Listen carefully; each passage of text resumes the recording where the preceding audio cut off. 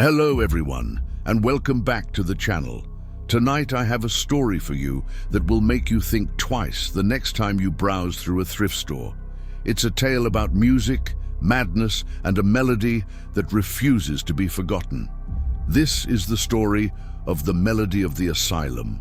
Our story begins in a place we all know and love, a dusty, cluttered thrift store, a treasure trove of forgotten things.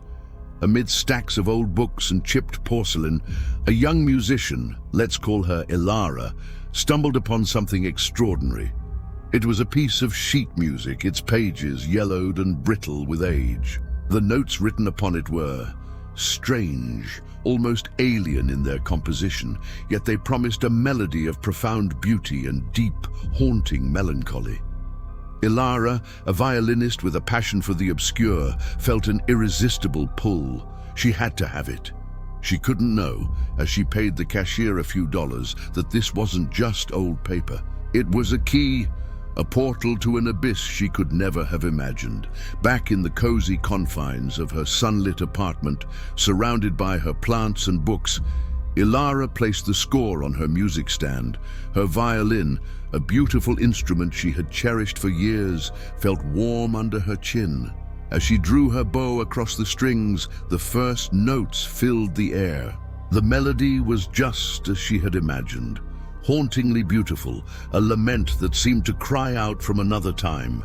But as she played on, something began to change.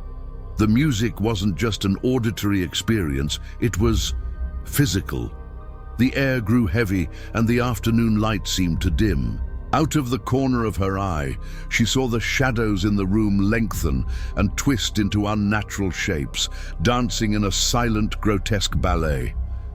A book fell from a shelf with no one near it. A picture frame on the wall tilted on its own. With each note she played, the very fabric of her reality started to warp and distort. The music wasn't just being heard, it was being felt, seen, and it was actively altering her world. Most people would have stopped. They would have burned the sheet music and never looked back. But Clara wasn't most people. She was a musician, and the mystery of the melody had its hooks in her. This wasn't just a composition, it was a puzzle, a story waiting to be told. Her curiosity ignited. She began a frantic quest for answers. Late nights were spent scouring online archives and poring over historical records. Finally, she found a match. The peculiar notation, the unique melodic structure, it led her to one place, the long-abandoned Blackwood Asylum, a notorious mental institution that had been closed for decades. The very name was a whisper of pain and forgotten suffering. Digging deeper, she discovered the composer. He wasn't a famous maestro, but a patient, a man who had been institutionalized for claiming he could see sound and hear color. This melody, she realized with a growing sense of dread, wasn't just music. It was the very essence of his madness, transcribed onto paper. Armed with this terrifying knowledge, Clara felt she had to play it one more time. She needed to understand. As she placed her bow on the strings again, the experience was different. The distortions were no longer random, they were visions. With every phrase of the sorrowful tune, vivid images flooded her mind. She saw the asylum's dark, decaying corridors, the peeling paint on the walls, the rows of empty, desolate cells with their doors hanging ajar. And then she saw him, the composer. He was a skeletal figure, his face a mask of torment, clutching a broken violin. That violin, she understood, was both his art and his eternal torment. She wasn't just playing the music anymore, she was living it. She was walking in his footsteps, feeling his despair, seeing the world through his fractured perception. The story of the music was now her own. The line between her apartment and the asylum, between the present and the past, began to blur and then completely dissolve. The comforting, familiar walls of her home morphed into the cold, damp stone of the institution. The scent of her morning coffee was replaced by the smell of antiseptic and decay. And then he was there, Standing before her in the middle of her living room, or was it a day room, was the ghostly figure of the patient.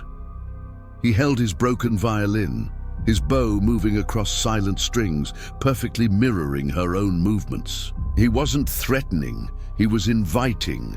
His hollow eyes beckoned her to join him, to fully embrace the beautiful, terrible madness of his creation. She was no longer just a player, she was part of the duet, a performance for an audience of ghosts. Panic finally seized her. This was too real. She had to stop.